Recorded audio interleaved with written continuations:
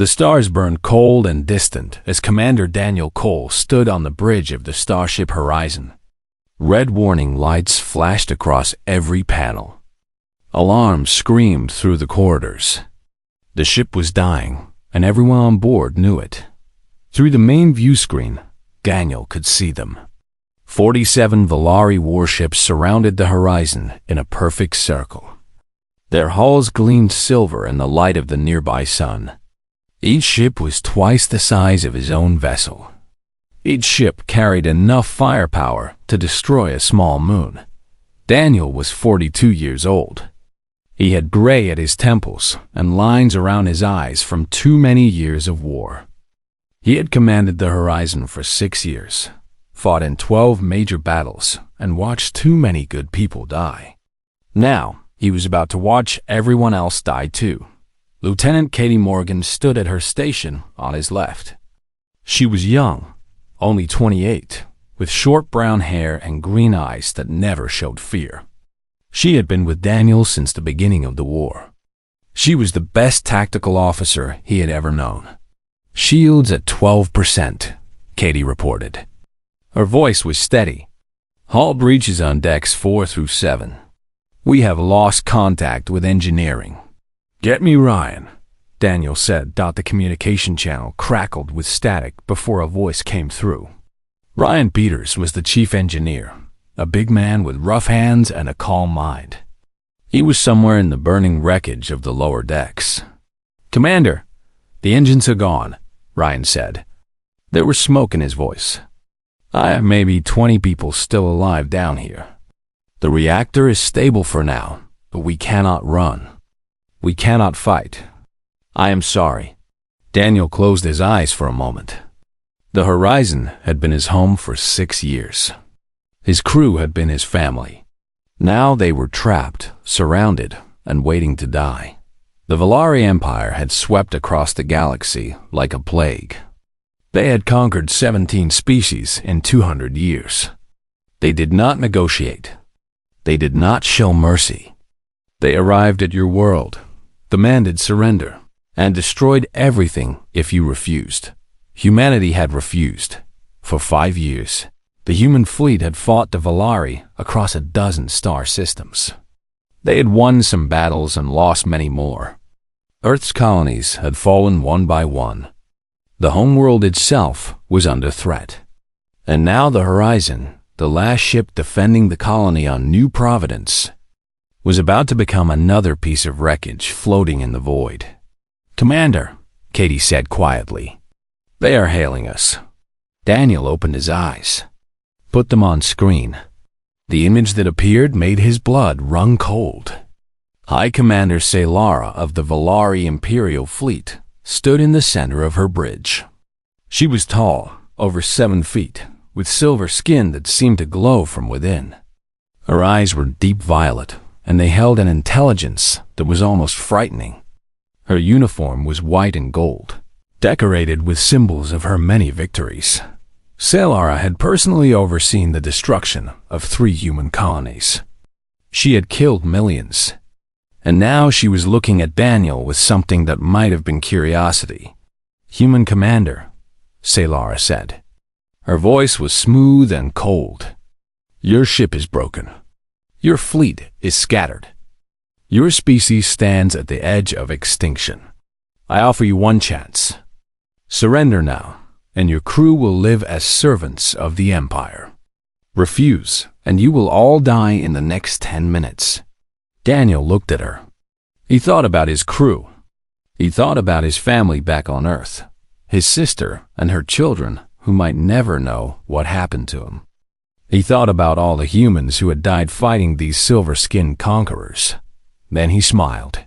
"High Commander," Daniel said, "I have a counteroffer.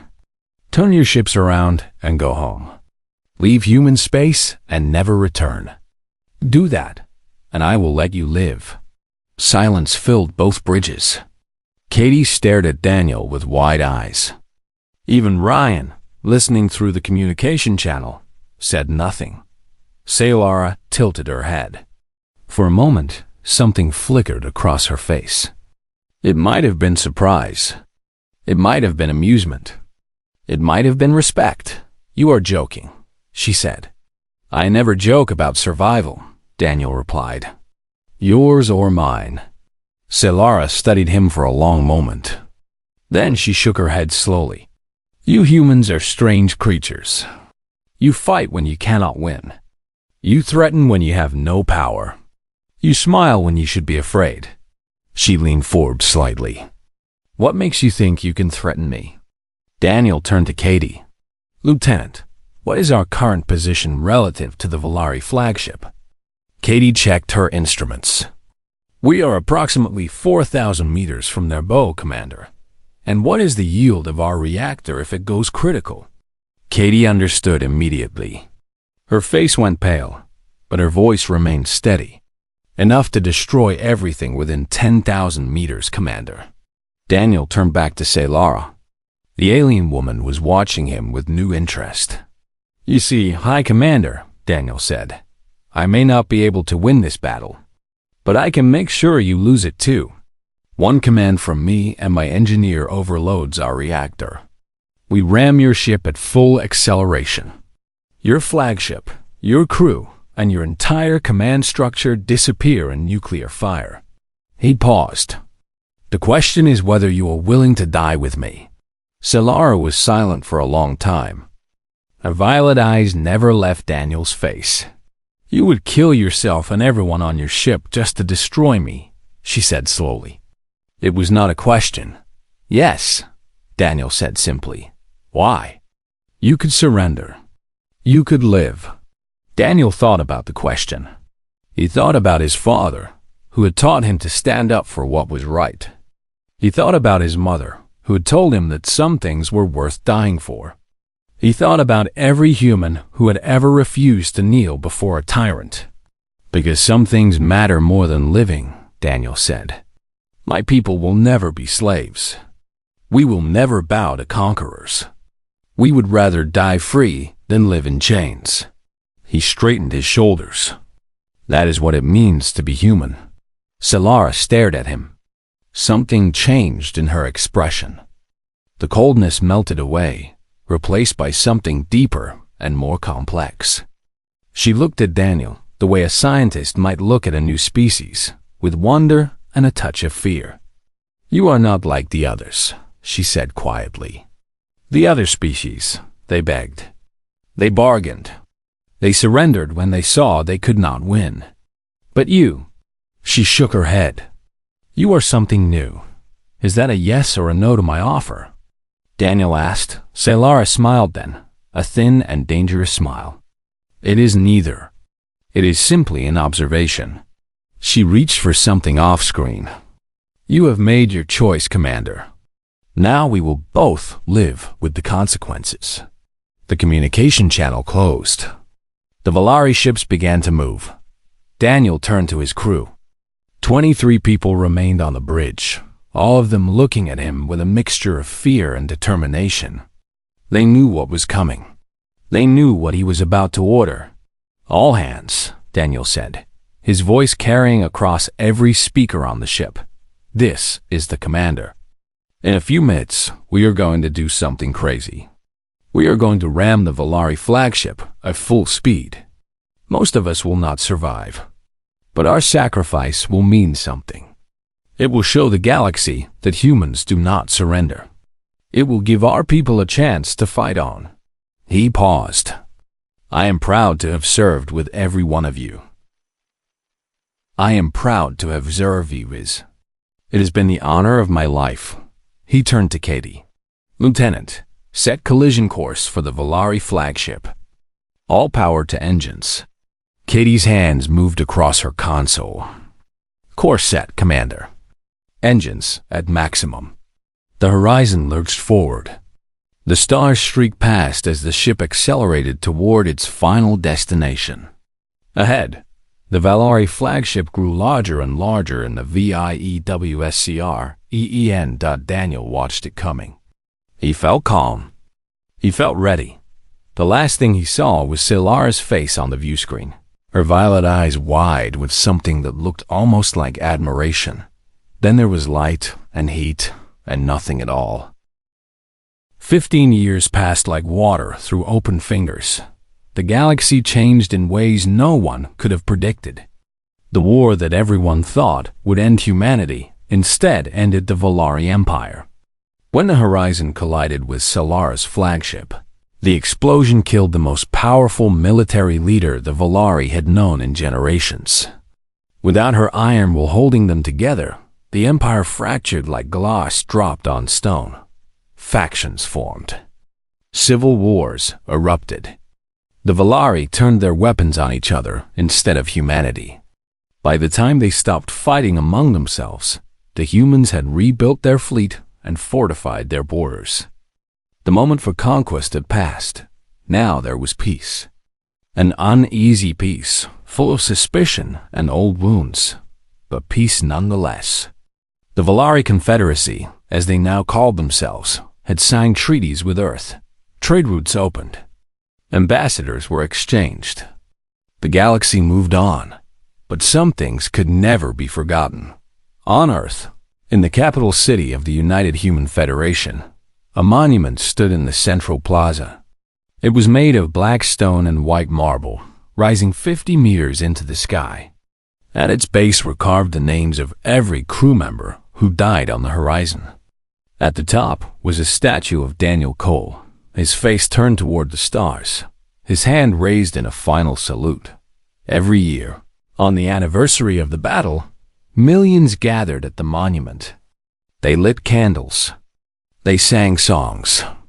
They told stories of the commander who had chosen death over surrender, whose sacrifice had saved humanity from extinction. Daniel Cole had become more than a man. He had become a legend. Captain Katie Morgan stood before the monument on the 50th anniversary, wearing her dress uniform and trying not to cry. She was 43 now, with lines on her face that had not been there before. Her brown hair was shorter, and there was gray mixed in with the brown. She had spent 15 years carrying the weight of survival, of being one of the few who had lived when so many others died. She had been rescued from the wreckage 3 days after the collision. A passing merchant ship had detected her escape pod drifting in the debris field. She was the highest-ranking survivor of the horizon, and the Federation had made her a hero alongside her commander. Katie did not feel like a hero. She felt like a woman who had lost everyone she cared about. Ryan Peters stood beside her, leaning on a cane. The explosion had damaged his spine. He walked now with a permanent limp. But he had survived, and he had used his survival to rebuild what the war had destroyed. Ryan had designed the new generation of human warships. His engines were faster, his shields were stronger, his weapons were deadlier. If the Volari ever came back, they would find a very different enemy waiting for them. 15 years? Ryan said quietly. Hard to believe. Some days it feels like yesterday, Katie replied. Some days it feels like 100 years. They stood in silence, watching the crowds move around them. Children pointed at the statue and asked their parents who that man was. Parents told the story they had heard 1,000 times. The story of Commander Cole and the last stand of the Horizon Dot somewhere across the galaxy. Another woman was also remembering. High Commander Valara sat in her private chambers aboard the Confederacy flagship, watching recordings of a battle that had happened before she was old enough to understand it. She was 32 now, tall and silver-skinned like her mother, with the same violet eyes that had once terrified a galaxy. Salara had been more than a military leader. She had been Valara's mother, her teacher, her guide to the universe. When Valara was young, Salara had told her stories of the species they had conquered, the worlds they had claimed, the glory of the Volari Empire. She had made it all sound noble and right. Then Salara had died in a ball of nuclear fire, killed by a human commander who refused to kneel. Valara had spent the last 15 years trying to understand that moment. She had watched the battle recordings hundreds of times. She had studied human history, human culture, human psychology. She had read everything she could find about Daniel Cole, The man who had killed her mother. What she had learned disturbed her. Humans were not like other species. The Valari had conquered races that were stronger, smarter, more advanced. But those races had all shared one thing in common. When they saw they could not win, they surrendered. They chose survival over pride. They bent rather than broke. Humans did not bend. They broke themselves against impossible odds rather than submit. They threw themselves into fires rather than become ashes under someone else's boot. It made no logical sense, and yet it had brought the most powerful empire in the galaxy to its knees. Her mother's last transmission played on the screen. Valara had memorized every word. "They are not like the others," Salara had said, her voice calm even as the human ship accelerated toward her. "They fight not because they believe they will win, but because they believe some things are worth dying for. Remember this, my daughter. Remember what I have learned too late. Humans are not prey. They are something else entirely. Then static. Then nothing." Valara touched the screen, her fingers resting on her mother's frozen image. She had never truly mourned Salara. She had been too busy surviving the political chaos that followed, too focused on building her own power base within the fractured Confederacy. Now she led the moderate faction, the ones who believed peace with humanity was possible and necessary. But she had never stopped wondering about Daniel Cole.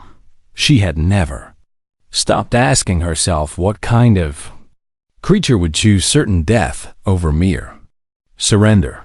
A chime sounded at her door. "Enter." Valara said, her aide. A young male named Soren stepped into the room. His face was pale, his hands trembling slightly. Something was wrong. "High Commander," Soren said, "we have received a report from the debris field at New Providence. The monitoring stations have detected something." "What kind of something?" Soren hesitated. "A signal. A human emergency beacon. It activated approximately 2 hours ago." Valara frowned. The debris field had been monitored for 15 years. Occasionally, scavengers found pieces of wreckage, bits of metal and machinery worth salvaging. But an active signal? That was impossible. All the escape pods were recovered years ago, Valara said. "What is generating the signal?" "Unknown, High Commander. But the signal matches a specific frequency." Soren swallowed hard. "It is the personal beacon of Commander Daniel Cole." The words hung in the air like smoke. Valara stood slowly. Her heart was beating faster than it had in years. "That cannot be. Cole died in the collision. His body was never found, but no one could have survived that explosion. I am only reporting what the monitors detected, High Commander. The signal is genuine. Human authorities have already been notified. They are sending a ship to investigate." Valara walked to her window and stared out at the stars. Somewhere in that vast darkness, in a field of wreckage and memory, something impossible had just happened. Daniel Cole's beacon was active. On Earth. Katie Morgan received the news in the middle of the memorial ceremony. Her personal communicator buzzed with an urgent priority message. She stepped away from the crowd, read the words on the screen, and felt the blood drain from her face. "That is impossible," she whispered. But she knew the codes. She knew the frequency. She knew that personal beacons were linked to specific individuals and could not be faked. Daniel was alive. Somehow. Impossibly. After 15 years of silence. Daniel Cole was alive. Katie found Ryan in the crowd and grabbed his arm. "We need to go. Now. What is happening?" Katie showed him the message. Ryan read it twice, then looked at her with eyes that had seen too many impossible things to doubt anymore. "I will get the ship ready," he said. 4 hours later. The Starship Endeavour launched from Earth orbit at maximum speed. Captain Katie Morgan stood on the bridge, her hands gripping the railing until her knuckles turned white. She was going to find Daniel. She was going to bring him home, and nothing in the galaxy was going to stop her. The debris field at New Providence stretched across thousands of kilometers of empty space. Twisted metal and broken machinery floated in the darkness like the bones of dead giants. This was where the horizon had made its final stand. This was where Daniel Cole had died. Except he had not died. Captain Katie Morgan stood on the bridge of the Endeavour, watching the wreckage drift past her view screen. Her crew worked in tense silence, scanning every piece of debris for the source of the signal. They had been searching for 6 hours. "Captain," the sensor officer called out, "I have something." Bearing 27 Mark IV. It looks like a survival pod. Katie felt her heart stop. On screen, the image appeared, and she had to grip the railing to keep from falling. It was a survival pod from the horizon, one of the old models that had been standard 15 years ago. The hull was scorched and dented, but the lights on the exterior panel were blinking steadily. Someone was inside. Someone was alive. "All stop," Katie ordered.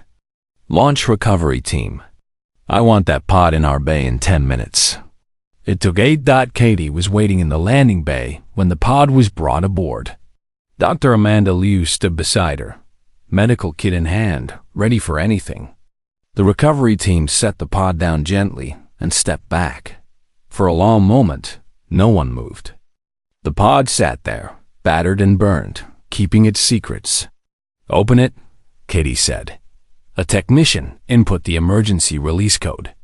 The hatch hissed, then slowly swung open. Katie looked inside and felt tears streaming down her face before she even realized. She was crying. Daniel Cole lay in the cryogenic chamber. His eyes closed, his face peaceful. He looked exactly as she remembered him. The gray at his temples, the lines around his eyes, the calm expression that had always made her feel safe. 15 years had passed for her. For him, it seemed like only hours. "He is in perfect stasis," Dr. Liu said, checking her instruments. "Vital signs are stable. No cellular degradation. Whatever happened to him, his body has been preserved completely." "How is that possible?" Katie asked. "The cryogenic systems in these pods were only designed to last a few weeks at most." Dr. Liu shook her head. "I have no explanation. This should not be possible. None of this should be possible." But it was possible. Daniel was here. Daniel was alive. "Wake him up," Katie said. The revival process took 2 hours. Katie stayed by his side the entire time, watching the monitors, waiting for any sign of consciousness. Dr. Liu administered medications and checked his brain activity. Ryan arrived from the engine room and stood in the corner, his face unreadable. Finally, Daniel's eyes opened. He blinked once, twice, 3 times. His gaze moved around the room, taking in the unfamiliar faces, the unfamiliar equipment, the unfamiliar everything. Then his eyes found Katie, and something like recognition flickered across his features. "Katie?" His voice was rough, unused. "What? What happened? Where are we?" Katie took his hand. It was warm and real and alive. "You are safe, Daniel. You are on my ship, the Endeavour. We found you in the debris field." "The debris field?" Daniel tried to sit up, then winced and lay back down. "The last thing I remember is the collision. We hit the Valari flagship. There was an explosion." He trailed off, confusion filling his eyes. "How long was I unconscious?" Katie looked at Dr. Liu. The doctor nodded slightly. "Daniel," Katie said gently, "you have been gone for 15 years. Silence. Complete and total silence. Daniel stared at her. His mouth opened, then closed, then opened again. 15. That cannot be right. It felt like minutes. I remember the explosion, then cold, then nothing. Then I woke up here. The spatial anomaly near the gas giant, Ryan said from his corner. We detected unusual readings in that area years ago. Temporal distortions. We never understood what caused them, but they might explain what happened to you. Temporal distortions? Daniel repeated. Are you saying I traveled through time? I am saying something kept you preserved for 15 years without aging, Ryan replied. Whatever it was, it worked. Daniel lay back and stared at the ceiling. Katie could see him trying to process what he had been told. 15 years. An entire lifetime for some people. Everything he had known was gone. The war, Daniel said slowly. Did we win? Katie squeezed his hand. Yes, we won. Your sacrifice, the collision with the flagship, it changed everything. The Valari commander died in the explosion. Without her, the Empire fell apart. They have been fighting among themselves ever since. Humanity survived. We rebuilt. We are stronger now than we have ever been. Daniel closed his eyes. A single tear rolled down his cheek. The crew. The people on the horizon. Did anyone else survive? 23 people made it to escape pods. Ryan and I were among them. The others. Katie paused. The others are gone. Daniel was quiet for a long time. Katie watched him process the grief, the loss, the weight of survival. She knew that weight. She had carried it for 15 years. My family, Daniel said finally. My sister. Her children. Are they? They are alive. Your sister remarried 5 years ago. Her children are teenagers now. They grew up hearing stories about their uncle, the hero who saved humanity. Katie smiled sadly. You are a legend, Daniel. They built monuments to you. They teach children about your sacrifice in schools. You became a symbol of everything humans are willing to do for freedom. Daniel opened his eyes and looked at her. I did not want to be a legend.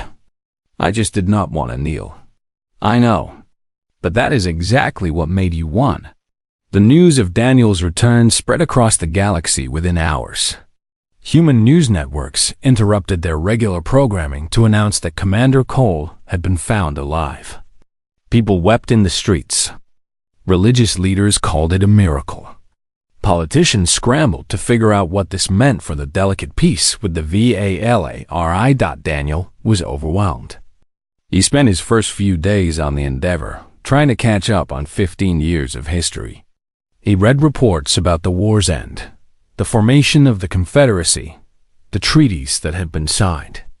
He watched recordings of his own memorial services, strange ceremonies where people spoke about him as if he were a saint. This is too much, he told Katie one evening. They were sitting in the observation lounge, watching the stars drift past. I am not this person they have created. I was just a ship commander who made a desperate decision. You were more than that, Katie said. You showed the galaxy what humans were made of. You showed them that we would rather die than submit. That mattered, Daniel. It still matters. Daniel shook his head. 15 years. Everyone I knew has moved on. My crew is scattered or dead. My family barely remembers me. I am a stranger in my own life. Katie reached over and took his hand, just as she had when he first woke up. You are not a stranger to me. I have waited 15 years for this moment. I never stopped believing you were out there somewhere. Daniel looked at her. Really looked at her, for the first time since he had awakened. She was older now, marked by time and war and loss. But her eyes were the same, green and fierce and loyal. She was still Katie. She was still his friend. Thank you, he said, for finding me, for not giving up. I will never give up on you, Daniel. Not ever. They sat together in comfortable silence, watching the universe spin around them.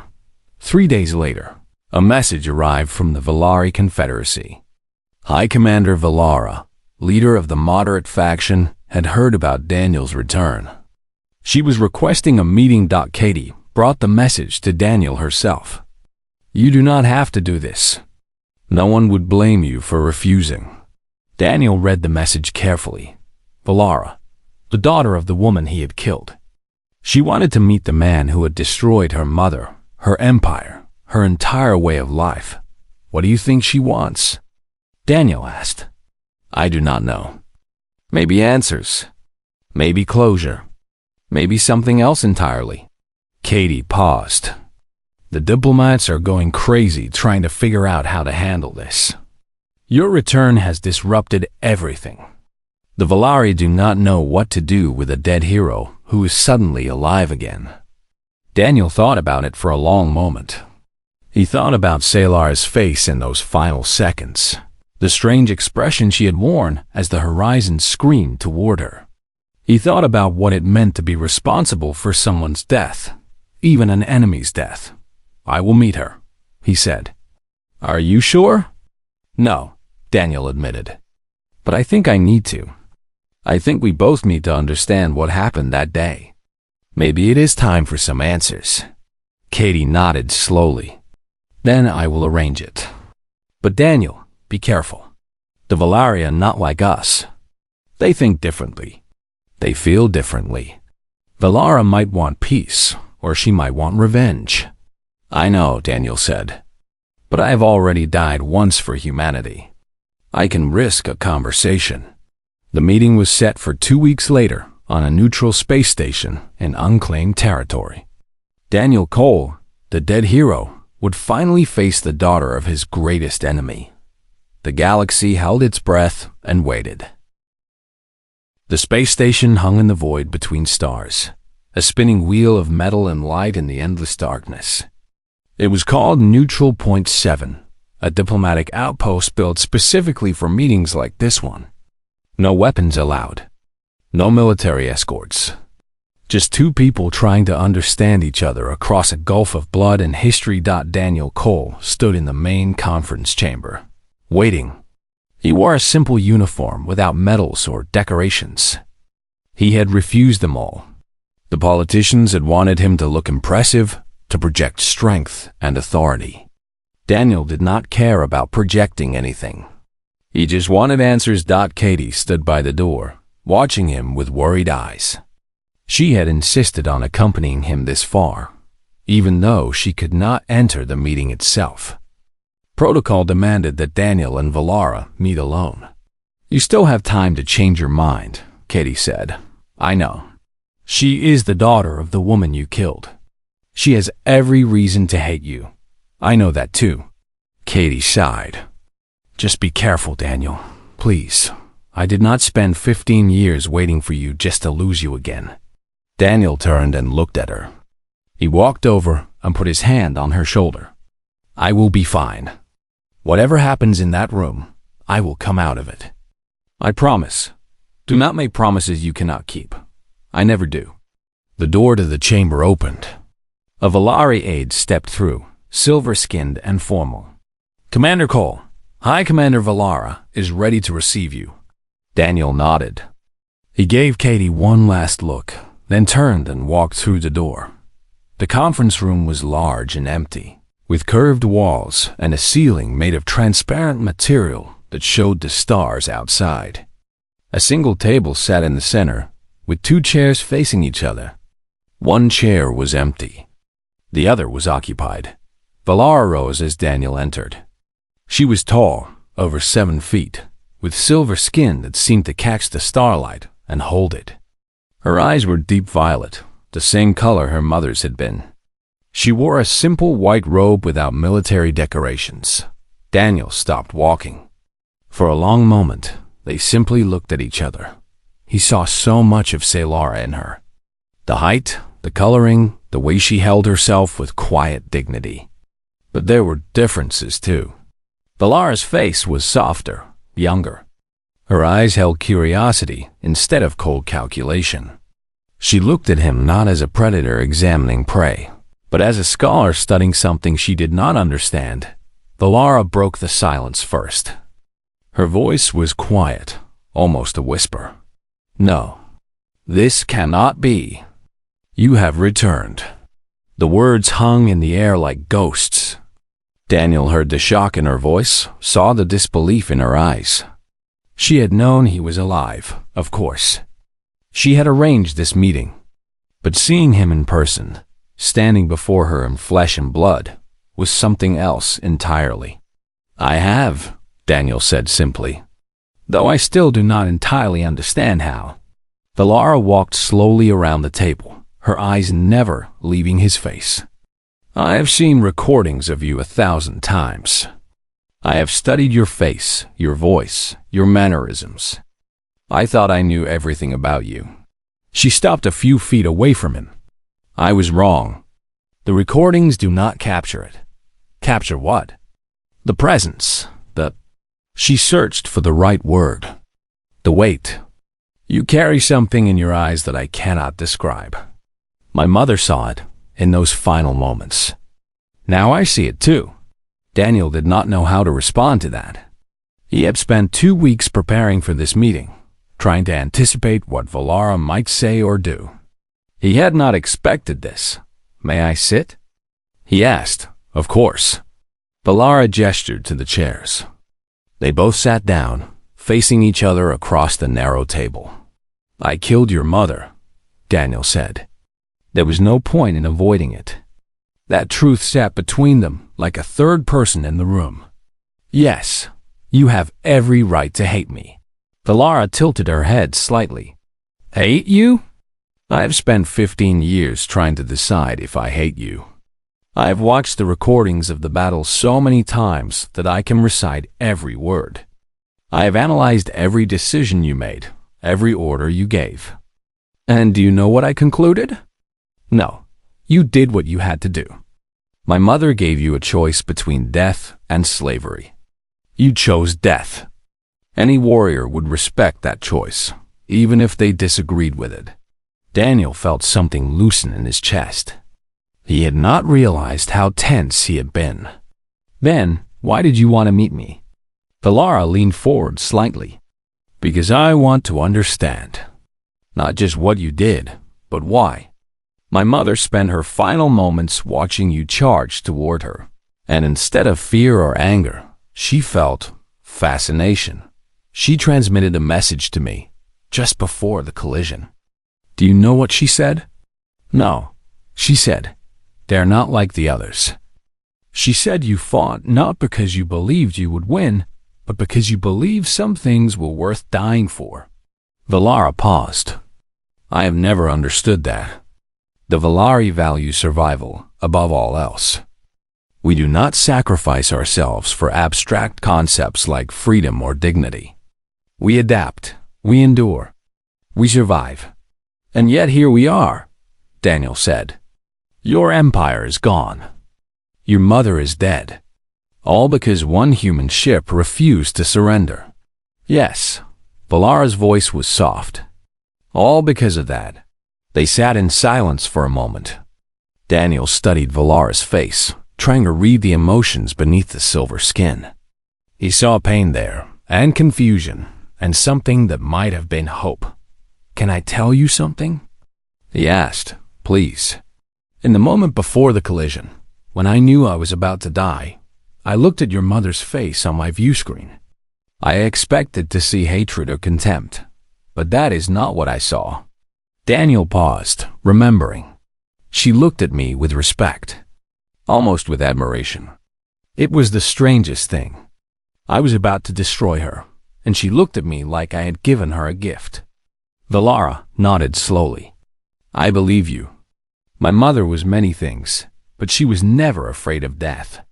She feared only irrelevance, being forgotten by history. When you chose to die rather than surrender, you gave her something she valued more than survival. You gave her a worthy opponent. That is a strange way to think about dying. Perhaps. But my mother was a strange woman. Valara smiled slightly. She would have liked you, I think. Under different circumstances. Daniel did not know what to say to that. He had spent 15 years as a frozen corpse, while this woman had been trying to understand him. Now, they were sitting across from each other, two people shaped by the same moment in history, trying to find common ground. "What do you want from this meeting?" Daniel asked. "Truly?" Valara considered the question. "I want to understand humans. Not from recordings or reports, but from someone who represents everything your species believes in. My mother thought you were something new, something the galaxy had never seen before. I want to know if she was right. And what will you do with that knowledge?" "I will use it to prevent another war." Valara met his eyes directly. "There are factions in my government who want revenge.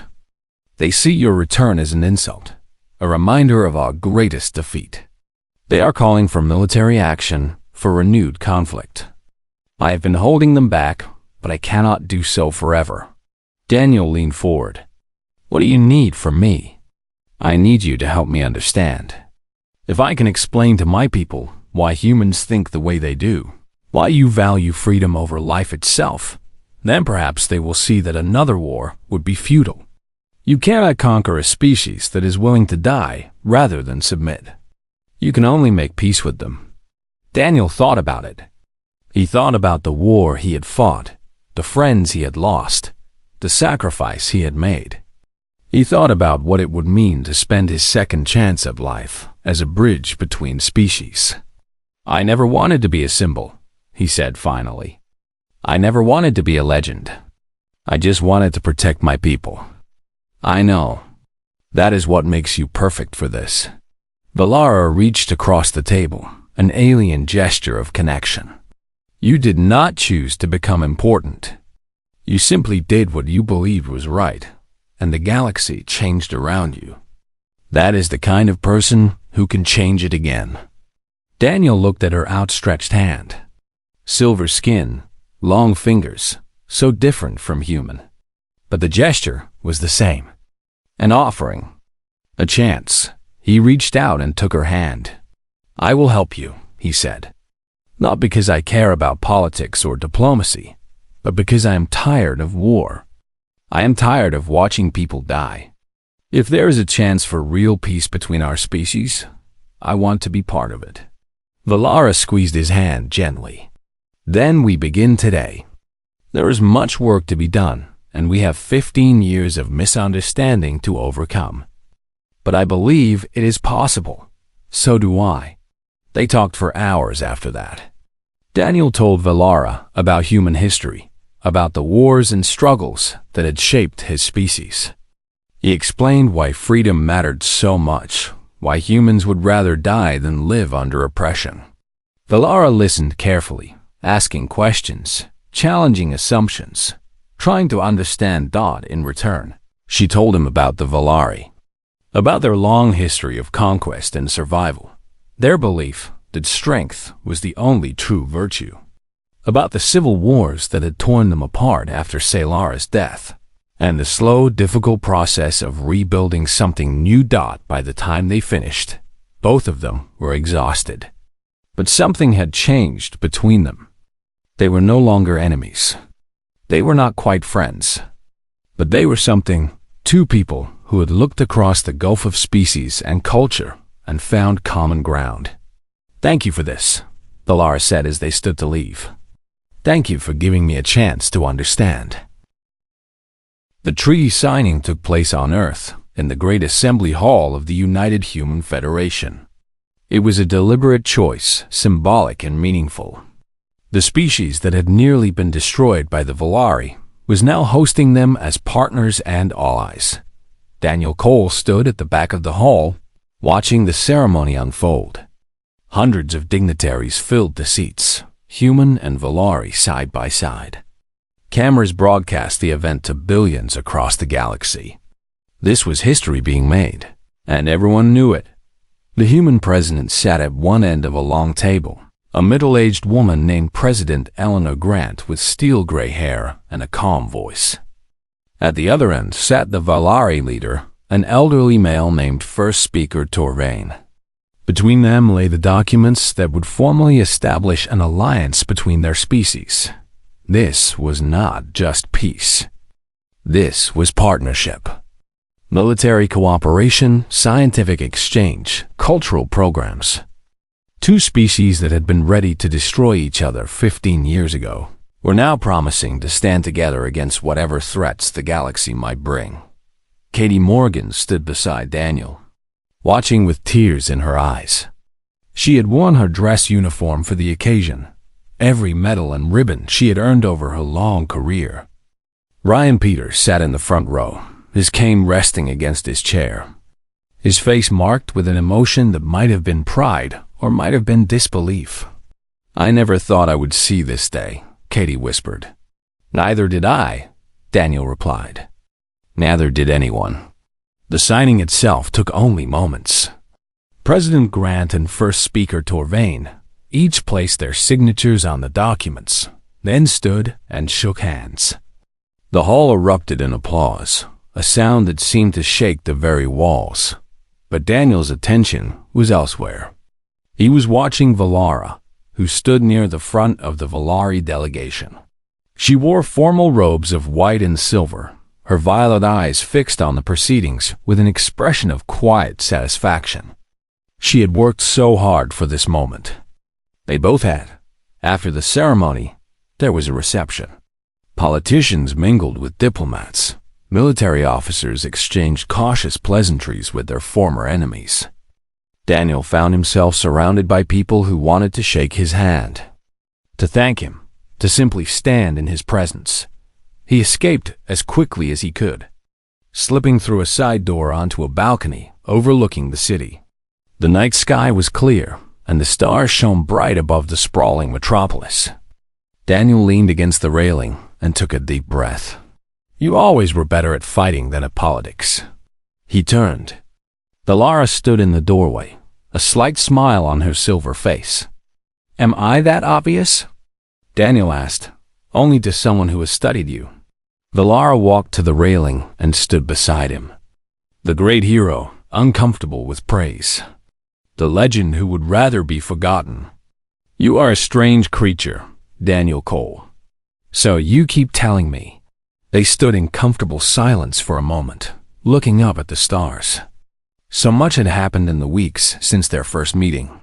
Negotiations, arguments, compromises. There had been moments when the whole thing had nearly fallen apart, when old hatreds had threatened to destroy everything they were trying to build. But they had made it. Against all odds, they had made it. "What will you do now?" Valara asked. Daniel considered the question.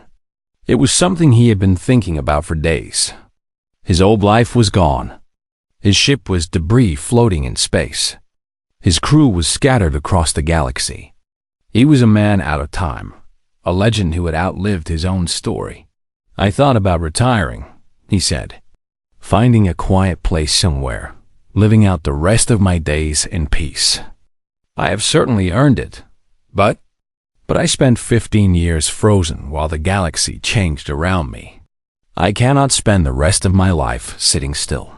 Daniel turned to look at Valara. "Katie offered me a position on the Endeavor. First officer.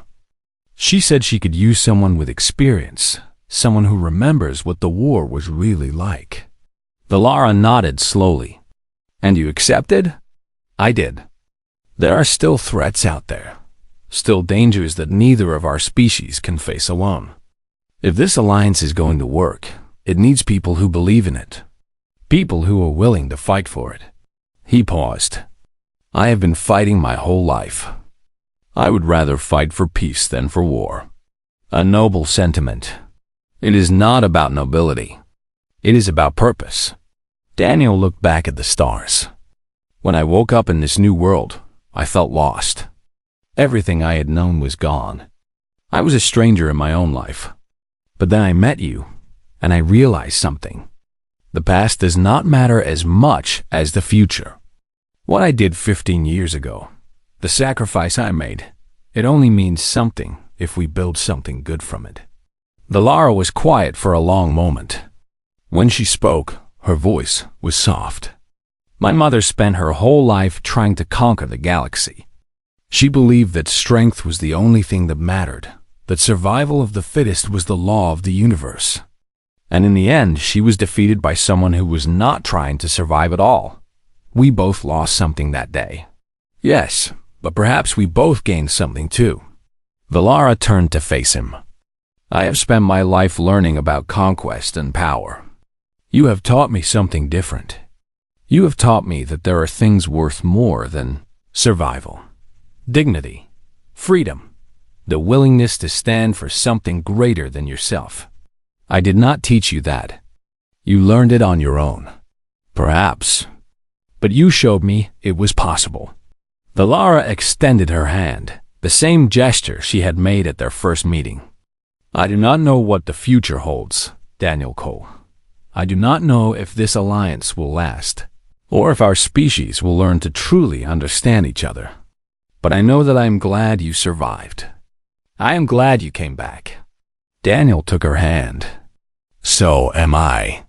They stood there for a moment, two people from different worlds, holding on to each other in the darkness. Then Valara smiled, stepped back, and walked toward the door. Goodbye, Commander. I expect we will meet again. I expect so too. She disappeared through the door, leaving Daniel alone with the stars. Katie found him there an hour later, still looking up at the sky. She had two glasses in her hands, filled with something amber and warm. I thought you might need this, she said, handing him a glass. You know me too well. They drank in silence, watching the stars wheel slowly overhead. Somewhere out there, ships were already moving along newly opened trade routes. Scientists from both species were preparing to share their discoveries.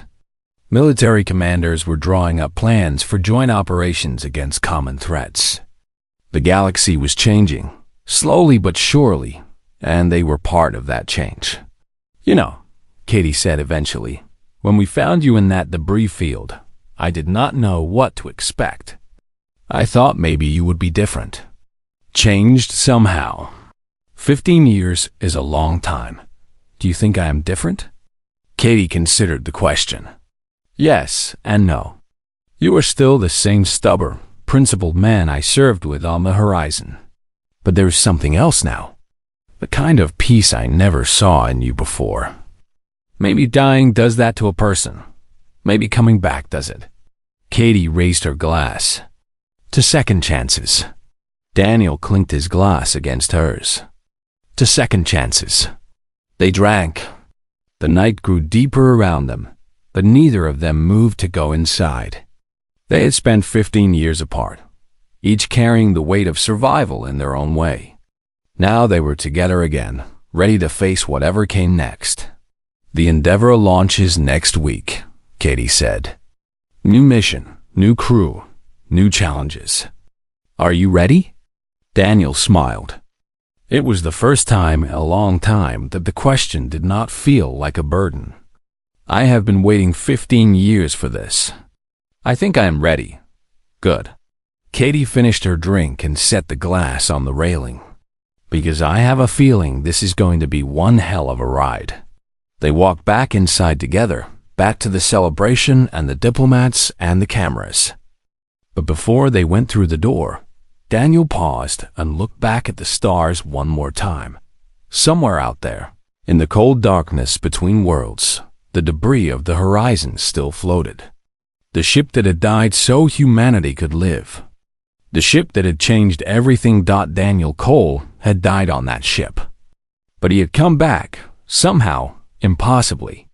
And now he had a chance to make that sacrifice mean something. A chance to build a future worth all the blood and pain and loss. He would not waste it. He turned away from the stars and walked into the light, ready to begin again. The story of the horizon was over.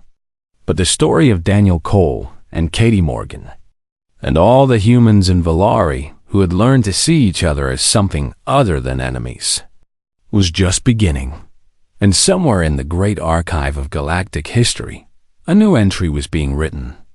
It told of a species that refused to surrender, that chose death over slavery, that earned the respect of its enemies through sheer stubborn courage. It told of alliances formed in the shadow of war, of understanding born from conflict, of hope rising from the ashes of destruction. It told of humanity. And it was only the first chapter.